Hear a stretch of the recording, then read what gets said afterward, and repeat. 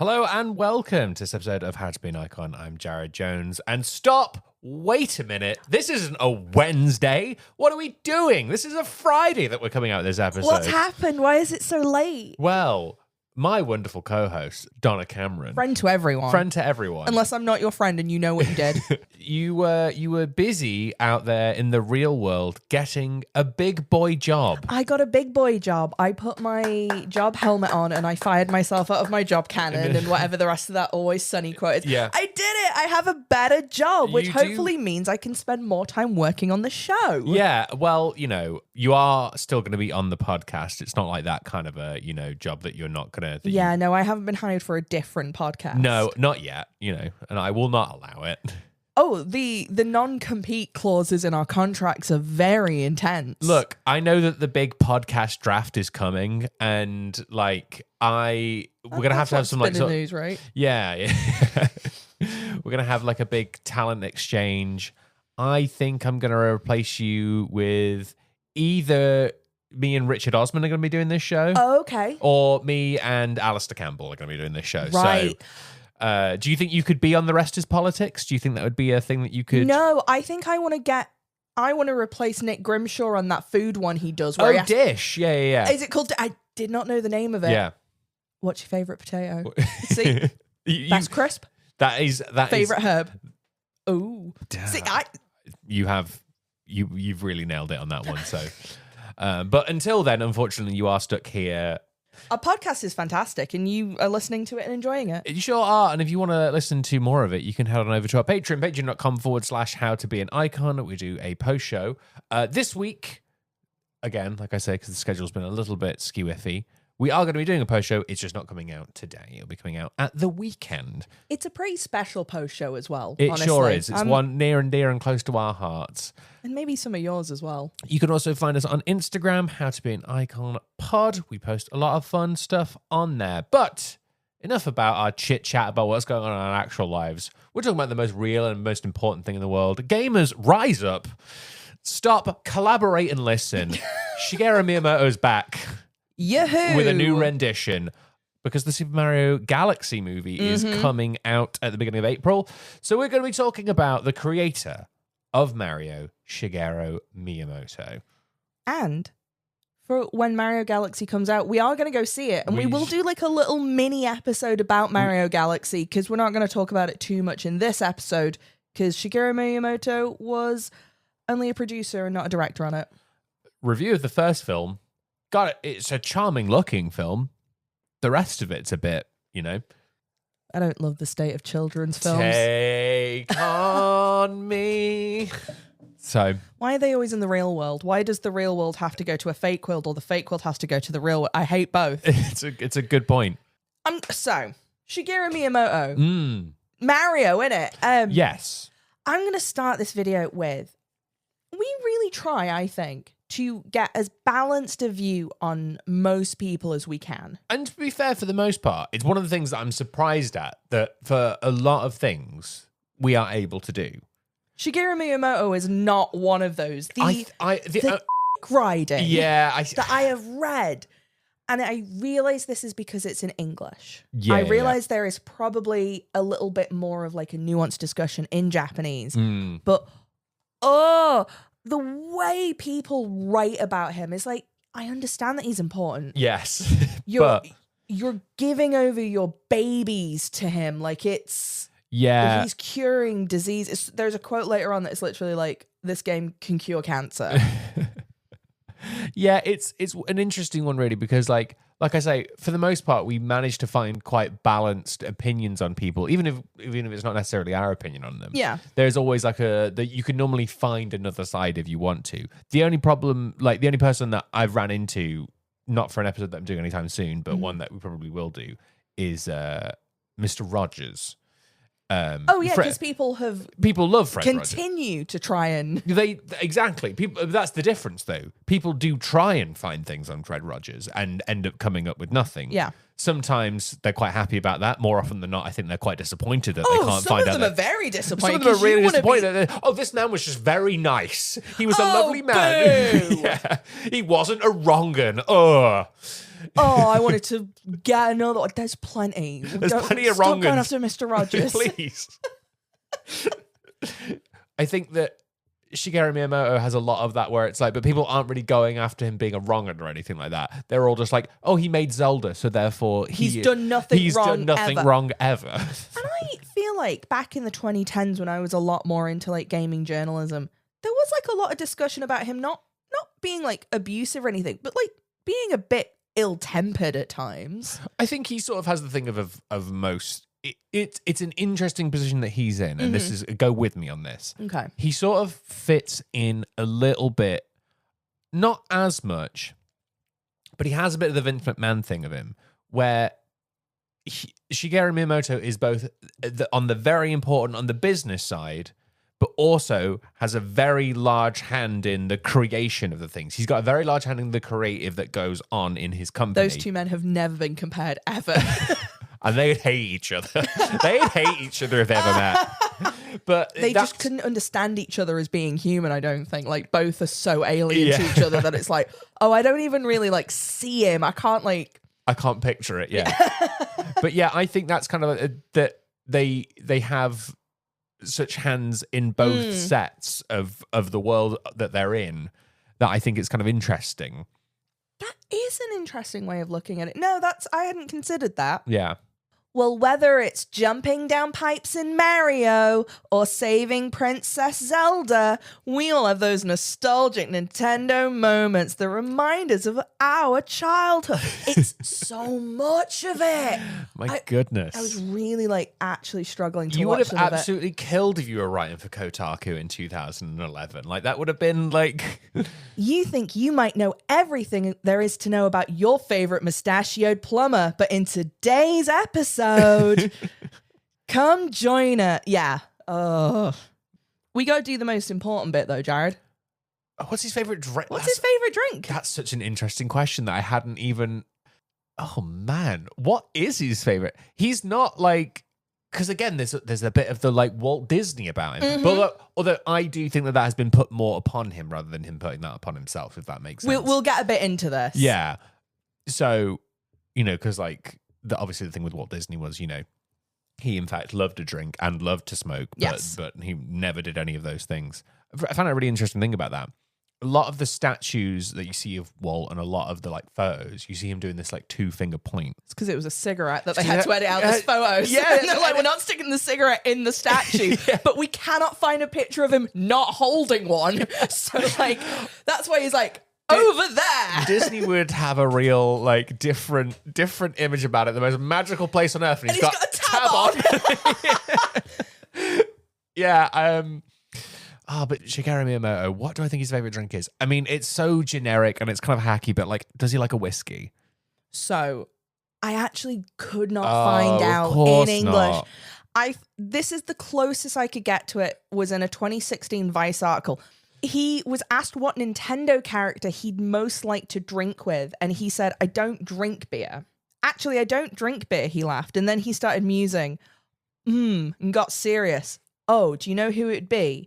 After a moment, he said, Fox McCloud. Yeah, he would have the best stories. So, it's not beer. No, it's not beer. We know that much. He has stated in other interviews that he loves instant cup noodles, instant cup ramen. Okay. So I'm going to presume that his favorite drink is the liquid you get at the bottom. Oh, he likes pot noodle juice. Okay, that's Japanese pot noodle juice. So it's fancy. Yeah. I don't know whether you're going to bring it up here, but you've sort of reminded me of, I think it might have been for that Vice article, but it was an article around that time. Okay. Where Shigeru Miyamoto talks about meeting Kanye West. Oh, I've not included this. So this was at an E3, and Kanye, this is when Kanye was doing some interesting things. And when E3 was good. And when E3 was good. And I don't really remember, but Kanye wanted to release a game about his dead mother. Was it Kanye's Quest? No, it wasn't Kanye's Quest. Okay. He wanted to release it. This was a different. This was a game about his dead mother, and Kanye, being Kanye, pitched to Shigeru Miyamoto, creator of. he was pitching it to him, being like, "Yes, me and you, Nintendo could publish this game," and he's like, Interesting, no. Interesting, no. And he recounts the story being like, Kanye West and Nintendo. What could have been? Yeah, so. He just kind of went, that was a weird interaction I just had. Yeah, right. Like, I do have some other fun facts. His favorite movie is Raiders of the Lost Ark. Of course it is. That makes a lot of sense. Honestly, great choice. Yeah, great choice, I yeah. love an Indiana Jones film. Yep. He enjoys breeding dogs, which is apparently the inspiration for Nintendogs. That would make sense, yeah. He also likes manga because he's a dork. Mm-hmm. He likes riding a bike, playing the banjo, and smoking. But he had to give up riding his bike and smoking because it was affecting the stock prices of Nintendo. Oh. Because they were a bit like, if anything happens to you, we're in a lot of trouble. So, like, you can't ride your bike and you can't smoke cigarettes. And he's like, how else am I supposed to be whimsical after a long day? How Japanese that they went, you can't ride your bike or smoke because of the stock price is the... Please correct me if I'm wrong, but I think it's actually quite illegal to ride your bike and hold an umbrella in Japan. Oh, was he doing it at the same time? They were like, the safety of it was the... No, they were separate, but I also imagine he did both quite commonly. Man, what a sight to I know. behold, you know? Shigeru Miyamoto, tab on, riding his bike, probably listening to Fleetwood Mac, you know? So, as you've mentioned, he has been described, I don't think ever by himself, as the Walt Disney of video games. They kind of have similar childhoods because they had like very humble beginnings and they kind of get attributed for inventing their medium. Yeah. But like it's a bit more in depth than that. If you want to know more about that, listen to our very first episode, and it is our first episode, all Sure about Walt Disney. He's a weird guy. Miyamoto was born on November 16th, 1952, in a Japanese town called Sonobe. Sonobe? Japanese is not our forte. You've heard our bad French and German pronunciations. And I'll be honest, our bad English as well. We're not great at that one. Like, we're barely getting by, so... He was born in Kyoto, and his family had lived in the town for like 5 generations. Wow. Yeah. Kyoto's beautiful. His family were of modest means, Ooh. but it's in quotes, and I don't really know what that means. Because sometimes that means like, oh yeah, you're like regular working class, and sometimes it means that you had a dirt floor. His father taught English, and the family would like visit nearby towns to watch movies. And Miyamoto really liked Westerns and Disney films. Oh. So he was like quite inspired by Disney. Mm-hmm. He would also really like to explore like woods and fields and caves and real childhood things that people on Facebook go, I remember when I did this as a child. And you go, well, yeah, because now you live in a housing estate. Yeah. That's why your kids don't play in a field anymore. They've never seen one. It's your fault. He's like going around and he finds this cave. He talks about this in an interview. So when I was a child, I went hiking and found a lake, and it was quite a surprise to me to stumble upon. When I traveled around the country with a map, I couldn't find my way. So I started exploring. It felt like I was going on an adventure. And he like gets a torch and explores a cave as a kid and things. Does that remind you of anything? Yeah, does that remind you of anything? Zelda. Yeah, it's Zelda. It's...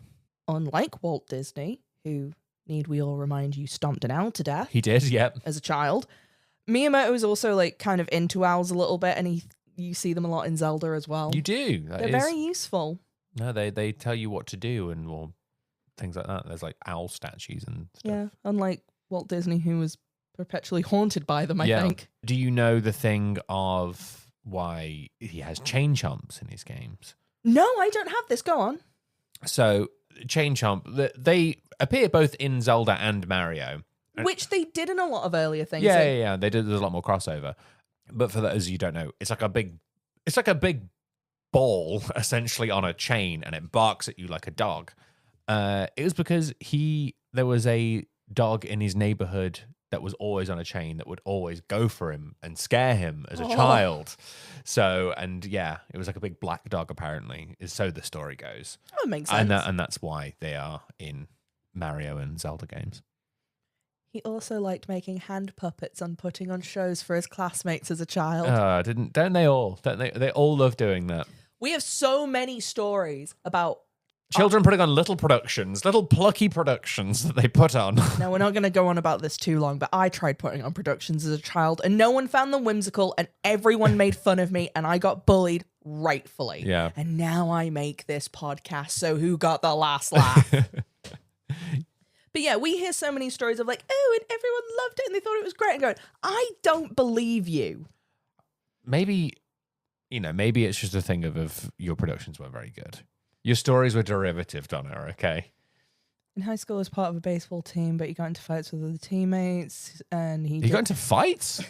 Yeah, so I think I do think he has like a bit of a I mean, to be fair, not I know temper, but I think he's a bit feisty. I know that obviously, maybe it's just because we don't have baseball in this country, but I feel like baseball brings out something in people that I just don't know what it is. Because to me, it's really boring. Like, Also, teen boys are a bit aggy. teen boys are a bit aggy, but I mean, like people who watch baseball in America, like they get real into it, and it's the same in Japan. Yeah. So like, I think because we don't really have that with cricket, you just drink Pims and just get sunburn. Like it's you don't get that. Cricket is It's well dull. brutally dull. Yeah, it's well dull, and it's all like cucumber sandwiches and shit like that. But baseball's like hot dogs and fist fights. Yeah.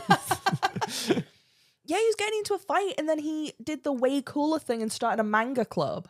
Damn. Oh, he's a jock and a nerd. Right? Dude, that's so cool. That'll show him. That will show him. He, at the time, wanted to be a manga artist and wrote to the author of Kamen Rider. But then was like, that's actually kind of hard. I'll make video games instead. Making manga is, by all accounts, an absolutely grueling, thankless process. I can imagine that, yeah, 100%. We'll at some point talk about like some of those manga cars, but like, oof, a lot of time spent alone just drawing in the dark. Yeah. He ended up attending Kanazawa Municipal College of Industrial Arts. What a zazzy name. I know. And got a degree in industrial design, which is designing packaging for products. Oh, interesting. That's quite... Yeah, that's quite... I didn't know this. I had to look this up. But he was also part of a bluegrass band in university, but was like, I'm also not going to be a musician, so... I do know that he has like a big... He does enjoy playing music quite a lot. Oh, is that why we had to suffer through the Wii Music? That's why we got Wii Music, because he wanted to be able to... he really likes playing instruments and learning new instruments, but he had the thing of being like, oh, I can't learn all of them. You could. You could try. Well, no, you didn't have to make Wii Music. I'll make Wii Music so I can play all of the instruments. And I can inflict Wii Music upon you all. No, we can talk about Wii Music another time, but, After graduation, he applied for a job at Nintendo as an industrial engineer. But his application was declined because they weren't hiring for an industrial engineer, nor did they need one. That's, he just kind of showed it with a resume and went, hello! And they're like, what are you doing? Have you tried handing in your CV? Have you given them a call yet? Have you tried handing in your CV? Just ask. Just ask. Have you tried just asking? Have you emailed the CEO? Yeah. They're on Twitter. He didn't get the job originally, but through a mutual friend of his dad and likely like some bitching, his dad managed to arrange an interview again at Nintendo with the president. So like low-level nepotism. A little bit, yeah. Please just get my son an interview. I cannot bear listening to him. No, I want to make packaging for Nintendo, Dad. They make trading cards right now. That's really cool. When he started working at Nintendo, he was designing packaging. Yep. Until they started like dabbling in video games, this crazy emerging market with this home PCs. Because like Nintendo is a company that has been around for way longer than you think it has. It's like over 100 years old, Nintendo. Behind the curtain, this episode was originally going to be about the history of Nintendo, and I started looking into it and went, oof, that's going to have to be... Yeah, like it's a whole thing in and of itself. But yeah, they kind of like got into... They made like playing cards was like one of those big things. And toys and a bunch of other stuff as well. Because Japanese companies love to just make shit. Oh, yeah. Like, they just love making stuff. Oh, you're into like guitars, diggers, bottled water, and food. Yeah. Okay. Yeah. Hitachis, they make giant industrial equipment and they make vibrators. So, like it's diversification. That really is, They love things that companies that just make everything. Oh, what? You make a motorcycle and a piano? Sure, Yamaha. Like, Yeah, why why not? not? Why the hell not? You know? One of his earliest projects was the outer shell, like the plastic bit, for a system that played different versions of Breakout. Oh, yeah, like it's a Pong kind of type, like that, Yeah, that kind of like system. Video games have just been selling you the same shit in different boxes since the dawn of time. The first game he ever completed was an arcade shooter called Sheriff, where you play as a sheriff. To the Bang, point, bang. you know? He then made top-down shooter Firebird, followed by, I think, another top-down shooter called Radar Scope. Radar Scope did very well in Japan. Yep. Everyone loved it. Nintendo of America produced 3,000 cabinets. It's quite a lot. Yeah, and they kind of had plans to produce more. They ended up selling less than 1,000. Ruh-roh. Uh-oh. Oh, no. What are we going to do with all these cabinets? Well, in 1981, Miyamoto, along with his colleague, were given the job to do something about the unsold Radar Scope cabinets. What an appalling day at work. It's a real, like, where they're like, oh, yeah, we've ordered 3,000 of these things. We've barely sold them. Can you fix it? Fix it. And you go, how? And they're like, I don't know. That's not my job. Figure it out. Figure it out. Sell them. Yeah. It's Well, like, no one wants them. not my problem. Except from, it is my problem because I need you to sell them, but just do whatever. Well, this led to the development of Donkey Kong. Yeah. The previous games that he'd made only had one button, whereas this cabinet had two. Whoa. Slow down, Two man. buttons. 2 whole buttons. And they were like, well, just make him jump then. Other button, jump.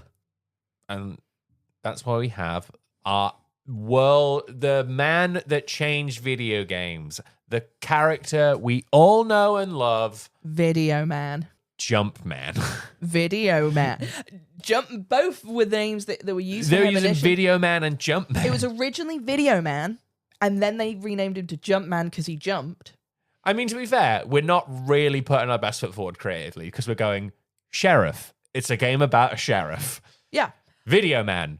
He's on a video game console. And he's a man. And Jumpman, because he jumps. So Donkey Kong was initially planned to be a Popeye game, but the licensing fell through, so they just made Baloo a gorilla.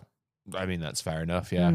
I love the thought of sitting down and being like, how do we fix this? It's a lot of good problem solving. I got to give him that because it's like Can we make him a gorilla? yeah, sure. Like, no, I think that's quite smart. They knew they couldn't keep calling him Video or Jumpman, though. So, Jared, where did Mario get his name? Oh, it's like is it like some sort of janitor or something like that? I feel like there's so many. I feel like so many things in like Nintendo are named after janitors or people that worked there. I suspect that some of these stories might not be true because They're a bit there's apocryphal, yeah. They're all a bit like, and isn't this delightful? TTT. The story is, allegedly, it is because the landlord of the Seattle warehouse was called Mario and had a mustache. And Miyamoto was like the guy, like the name. Yeah. He is alive. He is a real person. And he doesn't really like to talk about it. He doesn't like discuss it in Oh, interviews. interesting. And it's also been claimed by a previous Nintendo of America warehouse manager that this wasn't true. Yeah. That They'd never like met the guy. They just kind of stole the name because they thought it was funny he was never around. Oh, interesting. Oh, so it's kind of like a rib on him. They're like, bloody this guy, Yeah, Mario, never bloody showing up. That's so interesting. But they got the name Mario, and it kind of weirdly is serendipitous because it works quite well for everything else. Because why is his brother called Luigi? I don't know. Why is his brother called Luigi? It is one of two things. Is it like a pun? It is. Oh, okay. It is like all Japanese puns in that it is several layers to get there. Okay. Japanese puns are so in depth sometimes that you go, yeah, I guess. Firstly, Luigi is the second most popular Italian name. So they were just like, oh, amazing. We've got like Yeah. Mario, great Italian name, Luigi, perfect. Yeah. It just so happens to work out that Luigi sounds similar to the Japanese word for similar, Ruigi. Oh. So it's like that like word pun enough that you go, okay, they get it. That's actually quite funny. We then step over to Wario. Yes. because it sounds a bit like the Japanese word for like poor or evil or inferior or low quality. Yeah. So you like Mario to Wario, you go, okay. Yeah, there's a pun there. There's a pun there. Doesn't quite work when we get to the next one. Yeah, because by the time we get Waluigi, we're at like a 9th level pun where it's basically bad, similar Mario. I think so. I'm not the first person to say this. No, and you won't be the last. But like Waluigi, because Waluigi came along much later. In a tennis game. In a tennis game for the Nintendo 64.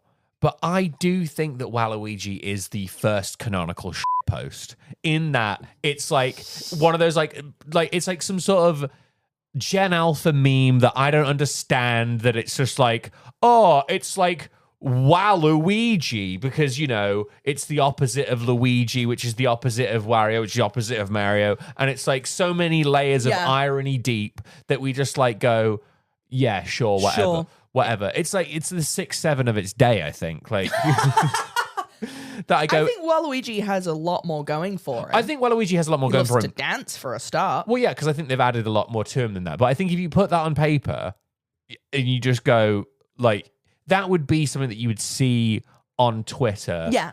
Like, you know, this tall, lanky purple.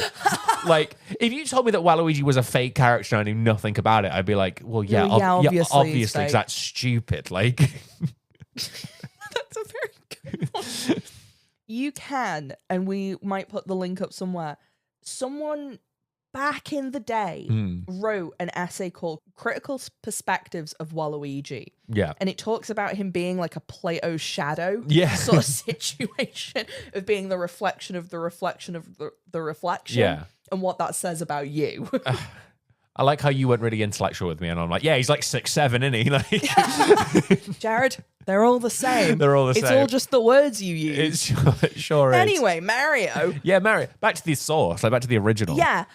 The game took about 5 months to convert, and he was working constantly. Miyamoto, the man, not Mario, the little man. I mean, the little man's also working pretty hard, you know. He's a plumber. Yeah, exactly. He's climbing up that thing. He's saving that woman. He was living in company housing and would actually take baths at work a lot. Bathing culture in Japan is very different. It is very different, You tend to have communal baths because it's fun and relaxing. You go drinking with your boys and then you go have a bath with them, you know? That's what you do. Or sometimes you just go do it after work. Yeah. I guess it's the same. Companies having baths in Japan is the same as companies having showers in the West. Yeah. That kind of keeping you that. Also, company housing is such a like. Yeah, no. It's not like a charming Bourneville situation, I don't think. Like, No. It's like the opposite of that. He realized because he was working so late at night that he could use the bath when it was completely empty. Oh, that must have been nice. But he tells it in such a like, isn't this funny? You're like, no, you're living at work. You've not left for months. And it's like, yeah, but all this water to myself. It's a bit depressing. It's a little bit depressing. But Mario's more than a video game character, Jared. He's an icon. I would say that is absolutely fair. Like, he really is an icon. Yeah. By June of 1982, Nintendo had sold 60,000 Donkey Kong machines in the United States and earned $180 million. Ooh, that's pretty good. By the next year, they had earned $280 million, Whoa. which is $999 million in today money. That's nearly $1 billion. That's bonkers. That is bonkers. In Japan, it was listed as the highest grossing arcade game of 1981 and the 6th of the year after. It sold 65,000 arcade units in Japan. Which is pretty good. You know, one of the reasons it was so successful? Go on. 48% of players were female. Oh, interesting. It, had a very even gender demographic split, so it kind of doubled. Yeah, well, video games didn't become as sort of like gendered until they started selling them for like home consoles. Yeah. That's when it became a lot more of like a gendered thing. Because they figured that it'd be. I think it was more of a male skew anyway, I think. Yes. So they kind of sort of like doubled down and like pushed it, but in doing that, it kind of put off a lot of the female market for these things. And then we got Animal Crossing and everything was fine. And then everything was fine, you know? That's a joke, by the way. Don't message me. The profits from Donkey Kong was used to purchase 27 acres of land to expand Nintendo of America. Wow. And rolling that DK money. The next year we got Donkey Kong Jr., which was the 8th highest grossing arcade game. Yep. And Donkey Kong 3 in 1983, which was moderately successful. Yeah. Law of diminishing returns. Yeah, I think it was. You know, they came out pretty quick succession, one after another, and they're not the deepest games in the world. Like, they are like kind of 5 levels each, and once you've sort of done it. Also in 1983, Miyamoto and Gunpei Yokoi, the lead developers of Donkey Kong, started having the idea that Mario could like have little abilities and like bounce around and fly and do things. And this is where they started introducing like the turtles as enemies. But they thought they were a bit too difficult, so they were like, what if they flip them over? Yeah. You know, turtles are easier to defeat when you kick them, I guess. It's true, you know, that's how that works. Gunpei Yokoi, by the way, is it's very responsible in the early sort of parts of, you know, video game Nintendo. He's kind of an icon in and of himself. His big creation is the Game Boy. He's like a massive, and he also was a big proponent of the Virtual Boy, which, you know, not successful. Do you enjoy not having eyes? Yeah. The Virtual Boy looks like the machine that they use to do the eye-changing color surgeries they're doing at the moment. Yes, it does. It really, really does. He's like, yeah, we strap a remodel Virtual Boy to your face and just change hope for the best. Yeah. But no, that was, and he unfortunately died, I think, in a car crash, I think. Oh. Yeah, it was quite sad, really, that was he? I don't think he was driving. I don't believe. Okay. I don't know, but yeah, no, it was. He's a really big sort of icon in the world of Nintendo for a lot of these sort of early start to them. So this was a challenge to do because there is everything you could do whole episodes on. Yeah, no, absolutely on their own, because I'm not really going to talk about Zelda in this. We don't have time to go into all the development of all of those. And plus, you know, the Legend of Zelda movie will come out. We'll talk about it then, probably. Is Cody Rhodes still in it? I don't know. But he's Guile in Street Fighter, so... Awful. As a result of the success of Donkey Kong, Miyamoto was promoted and set up the new research and development department as the chief producer. Yes. And that is when Nintendo released their first home system, the Famicom in Japan, or the Nintendo Entertainment System. Yeah, we've got one in the loft. We do! During the Famicom's life, he developed baseball, golf, and tennis games. Again, real to the point. No messing. Baseball, golf, tennis. Does what it says on the tin. They always remind me of the golf game from The Simpsons. Yeah. Oh, Lee Carvello's putting challenge. Yeah. You have selected no. Yep. Also, during the NES period, he was making as many as like 8 games annually. That's insane. That's insane. Right? And these are Smash Bros. Favorites like Duck Hunt, Excite Bike, Ice Climbers. We have the original Zelda. Yeah. There are so many things on the NES. In 1994, he worked on a game called Devil World, which was only released in Europe and Japan because America was like, ooh, religious imagery in our games is too scary. There's a lot of games that didn't get released in America, though. It's really weird that what games do and don't come over to different... Same in Europe, though, because sometimes they just go like, nah, Europe doesn't get this one. Yeah, no. It's really odd what they deem as like... When we eventually start to run out of subjects, I'll talk about Atlas and the Persona games and really get into the... You never see it coming. No, you don't, because it takes 4 years to get bloody work. Anyway, while he's working on Devil World, he starts working with Takashi Tezuka, who's best known for his work on Zelda. Yes. Really fun fact, when he first started working at Nintendo, didn't know jack all about video games. He's like, he didn't know what Pac-Man was. The guy who's now responsible for Zelda was like, I don't know what that is, yeah. Anyway, I think for nerds or something. Well, yeah, to be fair, that's how, you know, I think back then you kind of could just do that. Like, you just sort of rock up and go, yeah, I don't know what this is, but I'll make it work. Like, I do think there is definitely an element of getting a fresh pair of eyes on something. Oh, absolutely. I think it's a very underrated like thing that we don't really have as much in the workplace now. No, we want people with 10 years of experience constantly, and you go, actually having someone who doesn't know a lot about a subject. I think that, do you know what I think that most for? films. Mm. The Super Mario Brothers movie is a loving tribute to Mario and the world of Mario and that and the other. But you watch the one from the 90s. That is a far more interesting movie. Now, is it a better movie? No, it's not. It's awful. It's like... One of the few films I've had to turn off because it was making me so anxious. But that was made by two people. It's people who made Max Headroom, weirdly enough. And they were... and it shows. Yeah, and it's just like, they just made what they thought Mario would be. And it's like, what an interesting perspective to have. Like, it's not good. I think the best example of it is probably Tim Burton's Batman, where you go, oh, this is someone who has put their own style on a piece of already existing, lore and world and character and stuff. And these two things can exist, but you go like, oh, it's so distinct. Yeah, and no one else would think to do it like that. And I think it like turns out in like a really interesting way. Yeah. And then like I say, you get the Super Mario Brothers movie from the 90s where it's like, oh, it went wrong. They're plumbers in New York, but there's a Dino New York, and Dennis Hopper is Bowser doing like a weird Donald Trump thing. It's actually... My favorite thing about that film is Dennis Hopper talking about it and his kid being like, why did you make that movie? And he's like, well, I needed to buy you shoes. And he's like, Dad, I didn't need shoes that badly. I think it's that the Goombas in it are so... they're hideous. They're so horrible. And I was not in the state to watch it. And I was just like, we have to turn this off. Yeah. I'm actually like...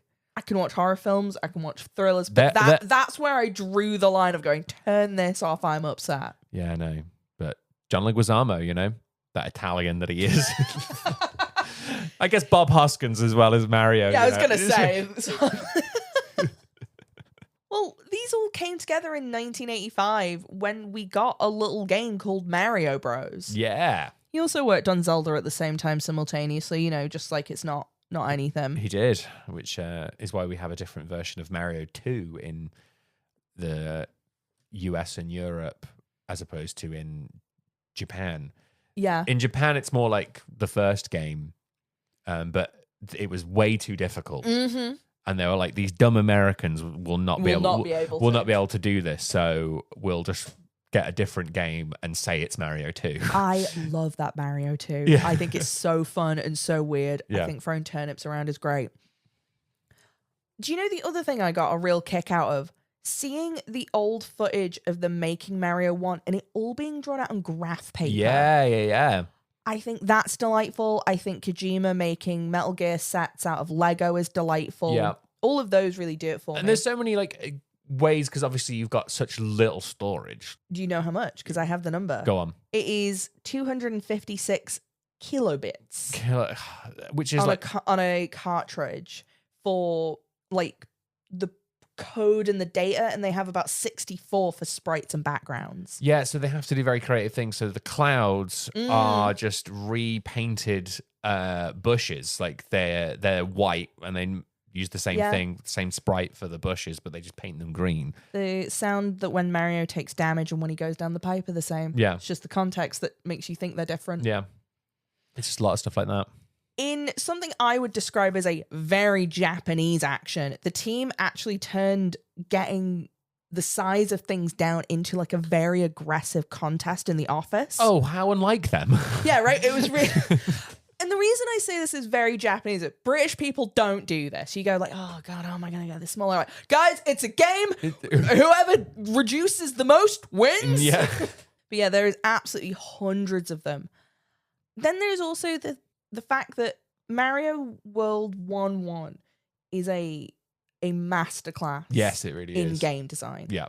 We could do a whole episode probably just about that, and many people have written books and made documentaries, but it is truly fascinating to see how it breaks down and how it teaches you how to do that game. Yes. It's really smart. And you know. You probably know it a little bit better than I do. Well, yeah, because it has, your first thing that you come up against is like that you have your first enemy is there, and, you've got the question blocks. Mm-hmm. So you sort of jump, but because of where the enemy is and where you are, when you jump first, most likely you're gonna hit one of the blocks. So you do the first one and it's nothing, there's nothing in there. It just like gives you a coin. But the second one has a mushroom, which like comes out, Mhm. makes a noise, and then you jump on the enemy, and then you get the mushroom, and then you And go, you see oh, the- and it's like, it's a lot of things like that. It's very like satisfying, simple Mhm. things that you don't have to be told these things. You sort of instinctively do them because of how the level's laid out. Yeah. And there's just like, He says in an interview with Eurogamer, he created it to contain every single thing the player needed to gradually and naturally understand what they were doing so they could understand how the game works. Once they've played the first part of that game, they should be able to understand how to play the rest of it. yeah. And that's kind of, and it That's has done without any words. Yeah, no, and because you get all of the power ups in that first level, Yeah. you can get the fire flower, you can get the invincibility star, Mhm. so you can get them all on the first level, and they're kind of easy to get, so that you can go, oh, you understand. That first Mario game would go on to sell 40 million copies. That's insane. Like it That's is. nuts.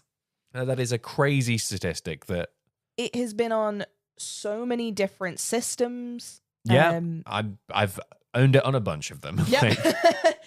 You could get it on the Atari 2600. The 2600 as The well. 20 yes, the Atari 2600 sold 1.5 million cartridges. Now, if you're thinking of like the Mario Brothers game in your head and being like, oh, this, I know how it looks. On the Atari 2600, imagine like turning the settings, the graphic settings down so that it's like, rather than it being 8-bit, it's like 2-bit. Yeah. It's like the pixels are massive. Like, I found an incredible review for the Atari version that was described as just as fun, but with some graphical restrictions. Yeah. With the NES being only slightly better. I don't know about that. That is someone going, I still think the Atari 2600 is the superior hardware. You only had one button as well. You didn't, so it was like, you have like a joystick and one button. The other thing I was really enjoying was all of the like rip-offs. Oh, So- yeah. The ones I got was like in Taiwan and mainland China. It was called Pipeline or Mr. Mary. Mr. Mary. And we'd like to take a moment to shout out those like fake 100 cartridges. Like 100 games in a cartridge. And it was always like, there's actually 7, but they just renamed them all like All a different. bunch of things. Yeah. But what's the worst one of those you've played? Because I've played a fake version of Smash Brothers with JoJo Bizarre Adventures characters. Oh, well, I'm not going to top that. Like that was awful. That was a real experience. I am devastated that I do not have any footage of it. Damn. It was in a German beer keller place in China. It was a real weird Oh evening. my God. Yeah, I'm not going to top that. Not even close. Like, You know what? That wasn't the weirdest thing that happened either. We are going to scoot on over a little bit, though, to 1990 ooh, when we come up to the SNES, yes. the Super Nintendo Entertainment System, That's the one. where we get Super Mario World or Mario 4. Yes. This was the first game and was a pack-in title for the SNES. So it was the first game they developed and they sold it with it, which Always good one. Nintendo loved to do that. They sold how many Wii Sports? Yeah, like, so many millions.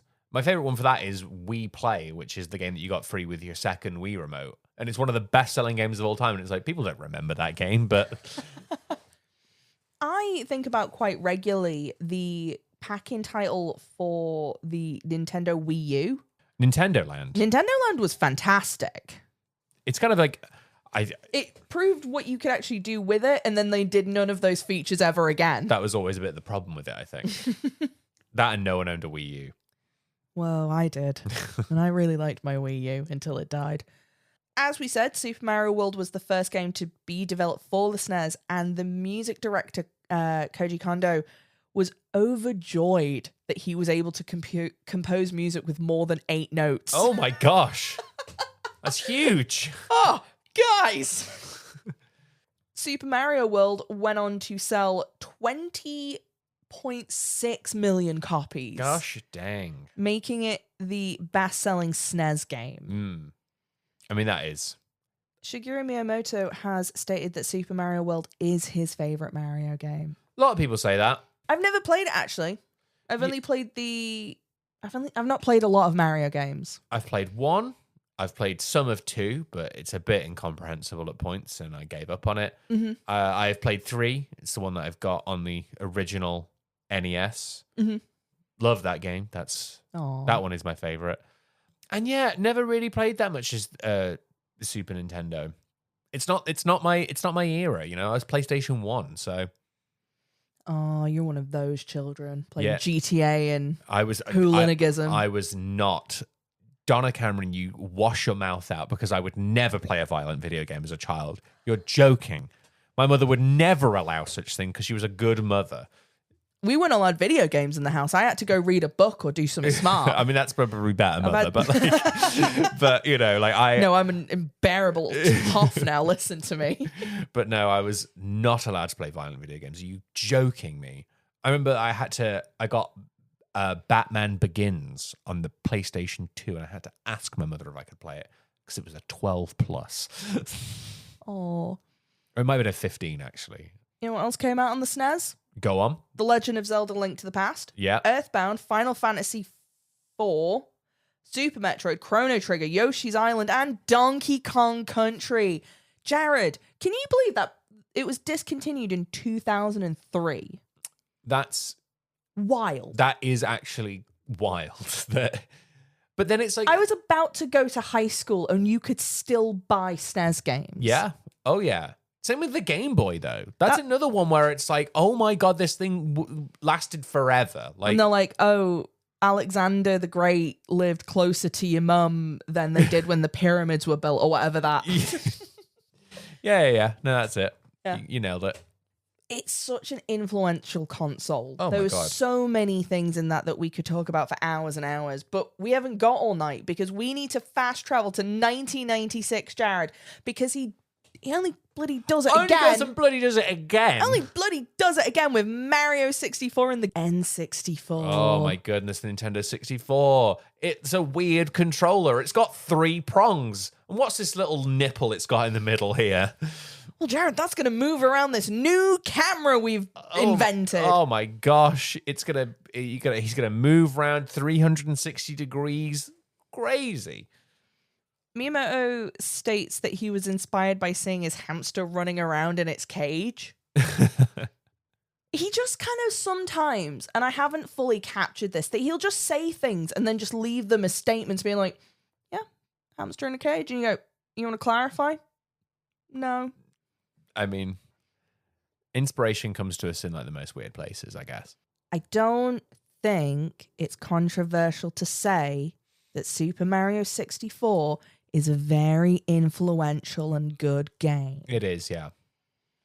You know, it revolutionized how we use 3D spaces in games and like non-linear gameplay. And did it like pretty flawlessly, I'd say, as well. Like you just kind of, it's a bit hacky to say the thing of like, you go round Peach's castle in the courtyard and it's, you play for hours just jumping around there and all that kind of stuff. Yeah, I get it. It's a bit hack to say that. But it is just really fun to just like go around and jump about and like, you know, before you even go in and start playing the levels, which are also really good. There's a lot of fun things in there. They play tested the heck out of it. In a Washington Post interview with Yakashi Kazumi, he's saying there were no jumping actions in 3D that we could reference at the time. So we shared the enjoyment of going through the trial and error with Mr. Miyamoto and the other team.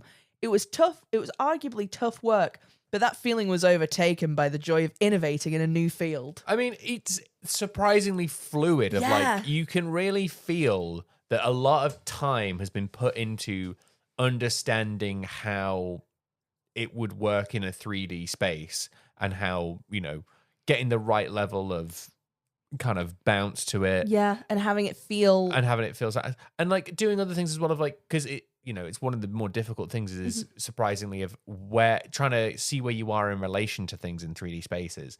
And it's one of the things of like why I played a lot of, you know, like a PlayStation 1. I did not have a Nintendo 64. But obviously around that sort of time, you had a lot of platformers around. And this was the ship that launched a billion crappy spin-offs. Oh my God. So many 3D mascot characters that we had. But I always thought, oh, I'm terrible at platforms because I Yeah. hadn't played a Mario game for the longest time, and especially one in 3D. I mean, like, so when you're there trying to jumping around, it's very difficult to know where you are in relation to things. So you end up just jumping off the side of a cliff because you know, yeah, exactly, because you don't know where you are.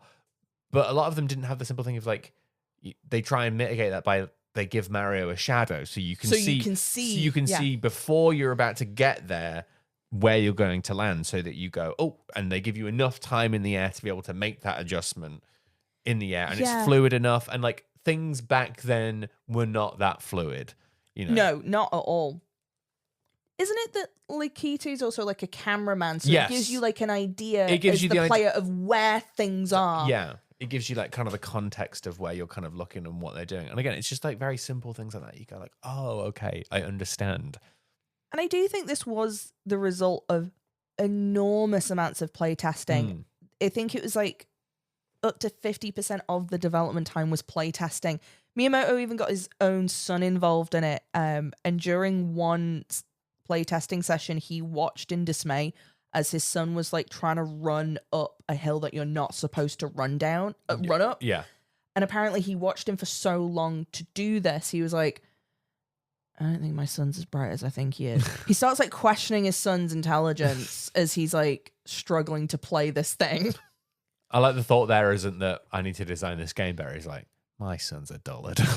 I made the note here of, is there anything as like harrowing as the disapproval of a Japanese father? Because it immediately made me think of the Studio Ghibli guy, Miyazaki's son. Yeah.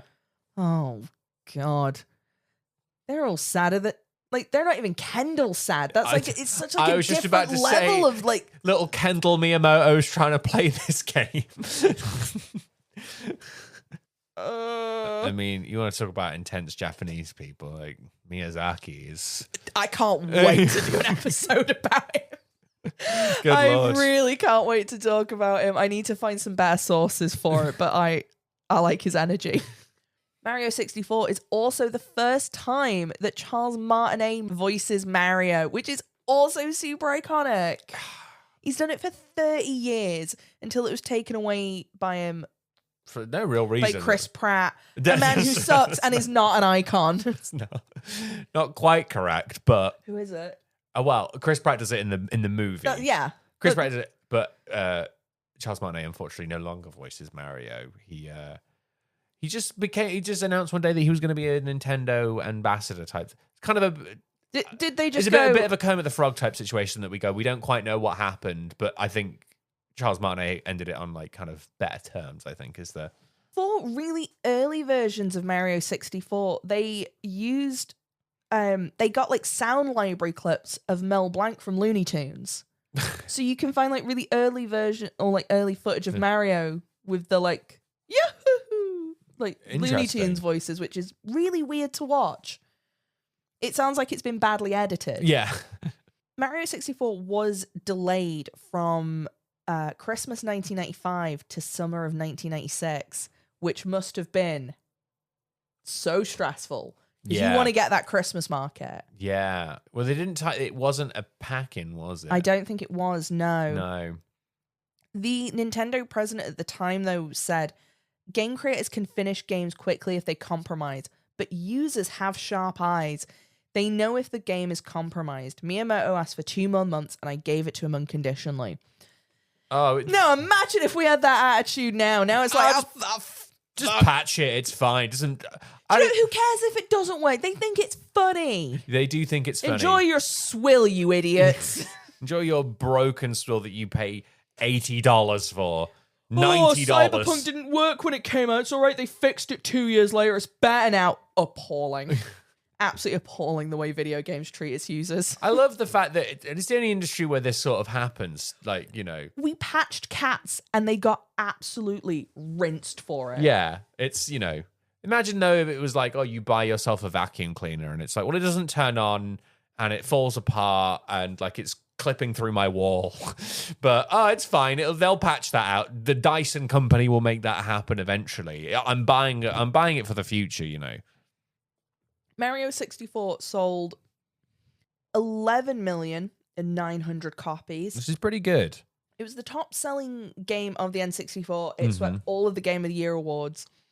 This wonderful quote from Lee Hutchinson in 2013. If the gaming press was to be believed, Mario 64 was going to be the greatest game ever released anywhere, and it might also cure cancer and feed the world's starving children. I mean, you know, the way some game journalists talk, like, honest to God. It's also really notable because it's the last game Miyamoto worked on as a developer. Yeah. From there, he went on to work as producer. He then becomes like ranking up through Nintendo, and now he's just like Nintendo King. Yeah, sort of like, so because he, you know, he after this, he sort of dips in and out of things. Yeah. The last he thing shows up to go, no, we aren't making any more F-Zero. Yeah. Suck it. Yeah, he was like, Why really, no more ideas? you know, when the GameCube came along, he really got into Pikmin, which is the, you know, I don't know how to explain it to people who don't know what Pikmin is, and I'm not about to, but, you know. You know what Pikmin is. If you've gotten this far into the episode, you probably know what Pikmin is. And if you don't know what Pikmin is, Look it up. Look it up. It's, you know, not for me to explain, but he got really into that. Like, that was like, and he sort of just has these things where he comes in and goes, oh, I've got this really good idea, and then focuses on it, and then just sort of goes away, and just sort of, you know, is in the background, kind of got his fingers in all the pies kind of thing, but not necessarily, you know, actively there developing, and he's not on the crunch, you know. Honestly, who can blame him? You don't need to need to be crunching this far into your career.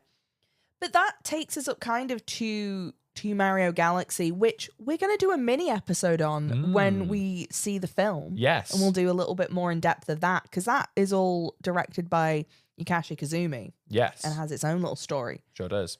But Jared, is Shigeru Miyamoto and Mario an icon? Yes, I think they both are. I think, do you know what? I think it's actually kind of the thing I was going to go like, oh, it's for different reasons, but I don't think it is. I actually think it's... I think they're so like interconnected. I was going to say, because I was like, well, Mario is an icon because of his simplicity. And I'm like, well, that simplicity comes from a man who is able to kind of like get his vision and kind of align it to a singular kind of idea going forward, of just being able to make video games in a way that I just don't think people make video games like this anymore. He has such a wonderful like view on what games should be, because it's all kind of around like, you should have a sense of accomplishment, you should get satisfaction that you've achieved something. He wants to like teach you rather than tell you. Yeah.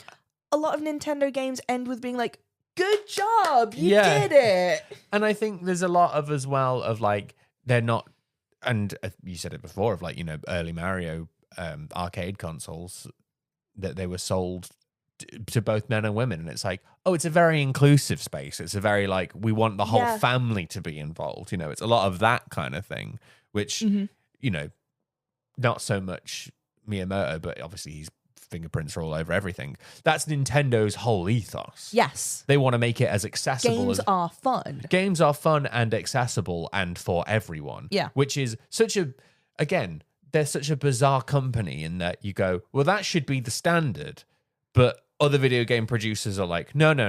This is for, we are making this for men aged 14 to 34. Who live in these countries. It's a hyper, like, we are really, really focusing on exactly what we have focus tested this to within an inch of its life. Yeah, it is. There is not a, you know, every aspect of this is focus tested for this exact target market. To make the most money. Yeah, whereas like Nintendo's like, well, Mario Kart will get it so that you can, you know, if you're not that good at, you don't want to be pressing the acceleration button, don't worry, we'll put an option that you can do that. We'll get you a thing that will steer for you so that it makes it easier, so that you can play with your kids. So you can play with your kids, and you can kind of, you know, the whole cross generation. You know, when we do an episode on Nintendo, it's like, oh my god, yeah, the fact that they were like, what if we made a video game console that both a 4-year-old could buy and an 80-year-old woman could buy? What if we did that? Absolute insanity. Absolute insanity. And it's like, oh, well, we did that twice. We did it with the Nintendo DS and we did it with the Nintendo Wii. And it's like, yeah, that's absolutely, it's such a simple idea of like, make it for everyone. Yeah. And, you know, and again, that's not all Shigeru Miyamoto, but his fingerprints are all over it. He's such an influential part in the video game aspect of it that like, it kind of is. So, yeah, absolutely an icon. And I think that's the thing of it. I guess that would be my lesson, both for Mario and for Shigeru Miyamoto. Keep it simple. It doesn't need to be so complicated. You just need to focus on making the thing, accessible for people. Mm-hmm. I don't think that everything is for everyone. I understand that. But Yeah. it's a very admirable goal to And set it's one out. that's been done very well comparatively. And it's just, and I think that's the other thing as well. Put a lot of time and care into what you want to do. The amount of video games now that are released and are just broken mess, and you just have to go, well, I won't buy it now. I'll wait a year and a half for it to finally get finished. But in that done. time, they've brought out several expanded editions, and it's more expensive. And look, we're not saying Nintendo is a perfect game company. Oh God, Don't, no! My goodness, no! I'm not going to do that because I'm not one of those people online that are like, oh, Nintendo, they would never do anything wrong. No. They've done many things wrong. They have made business decisions that I really don't like. I think they are, you can talk all about the things that they deals with creators and things like that, and all of that waffle that we're not getting into right now. But the core philosophy, the core idea of making something for everyone and making things that appeal to people and that are fun for people and that are simple and understandable, I think that is such a way to be an icon. I think that's 100% it. No, I couldn't agree more. I think while their lives, their processes, their intentions are very, very different, I think Shigeru Miyamoto is very similar to Walt Disney in that the thing he created, Mario goes significantly beyond his medium. He ranks so highly in those lists of like most recognizable characters. He's up there with he's up there with Mickey Mouse. Yeah, I think he is. I think he actually does a little bit higher sometimes. It is all over the place. It is films. There was a Mario TV show. There's a theme park. Like it is all across culture. And my lesson would be, because I think it's the thing that we see again as we go through this, he works so well within limitations. Yes. Having those limits actually makes you make creative, interesting decisions. Mm-hmm. There is a reason why we do this show the way that we do. Yeah. There are like decisions that get made because I think having everything tends to mean that you overdo it. And we see it in a lot of games now. Look how long GTA 6 is taking to come out. Yeah. Look at all of these things that promise you the world and like more on a plate, and none of them come out. Mm-hmm. None of them work. Having limitations and high standards of going, no, it doesn't come out until it's right. Yeah. Even in comparison to the same market, when you look at games like Sonic, they Yeah. come out broken and trash all the time. Yeah. And that's because their team, I think, are weird and creative and are just throwing things at the wall and seeing what happens. Yeah. And that's admirable in and of itself. But you lose it every time because you don't have those limitations. You don't have the track to stay on. I think that's one of the other things you can say about Nintendo as well, is like they have, in the comparative space, they do a lot of things where they go, well, we're not going to have the best hardware that's really expensive because we don't need the best hardware that's really expensive. We're going to focus on the games that we sell. And that's the thing that we sell ourselves on, is our video games, that you know that you're getting really, really good quality. And you don't need necessarily to have the most ridiculously high-powered things. The Wii was underpowered. The Nintendo Switch is underpowered. The Switch 2 is, more powerful, but in the grand scheme of things is, relatively underpowered. Yeah. But it keeps costs down and it makes things more accessible for people. And it means that you can, you've got to focus more on the games, because you have to work within those limitations. And they make incredible games. Like Nintendo makes the best water you've ever seen on screen. Oh, it's so drinkable. Every time you see water in a Nintendo game, you're like, I bet that tastes delicious. In 2019, actually, Shigeru Miyamoto was awarded Japan's Person of Cultural Merit, an award presented to standout professionals who have made significant cultural contributions. He is the first person in the video game industry to receive that award. Rightly deserved. Right? And in 2016, it was rumored that Nintendo stopped him from riding his bike due to safety concerns, because there are times where he's had like health concerns or he's like threatened to step away. and Nintendo's stock prices have dropped as much as $1 billion in a day. Damn it! Because of it. It's like when Logan, Yeah.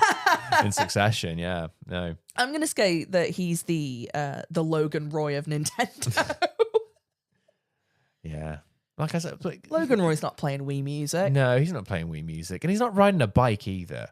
Let the man ride his bike. Let the man smoke his cigarettes and ride a bike and listen to Fleetwood Mac, because I know he loves Fleetwood Mac. He likes bluegrass. What? You can't like Fleetwood Mac as well? Like, no, that's true. That's true. But like Oasis talk about, people don't know what you want until you give it to them. Yeah, and I think that's definitely Nintendo is a very good example of that. 110%. If you've enjoyed this episode, please give us a follow on your podcast platform of choice, whether you're on Spotify, Apple Podcasts, or wherever it is. We're also on YouTube. Leave us a comment down below. What's your favorite Nintendo game? Or do you know what? Favorite video game, general. I like this watch and play. It's pretty good. The Game & Watch is called Game & Watch. No, watch and play. You got it. No, I got it from a guy in a market. Yeah. It says Nintendo. We are going to be having our post-show episode. It'll be coming out at the weekend. And like you say, we'll be doing a sort of mini episode on our Patreon about Super Mario Galaxy, the game, and what we think of the movie when it comes out, which I think is in like a couple of weeks' time. Yep. That's going to be on Patreon, patreon.com/howtobeanicon. But, you know, again, really burying the lead on this. Donna Cameron got a new job, everybody. I got a new job. And that's... I'm the new head of Nintendo of America. What? You never said that? Oh, Yeah. my goodness. I actually finally beat Reggie in an arm wrestle, so he said I could have it. And I was like, you don't work for them anymore. I was like, shh, don't talk about it. But thank you very much for listening. And Nintendo home safe, everybody. Yahoo! It's me. How to be an icon.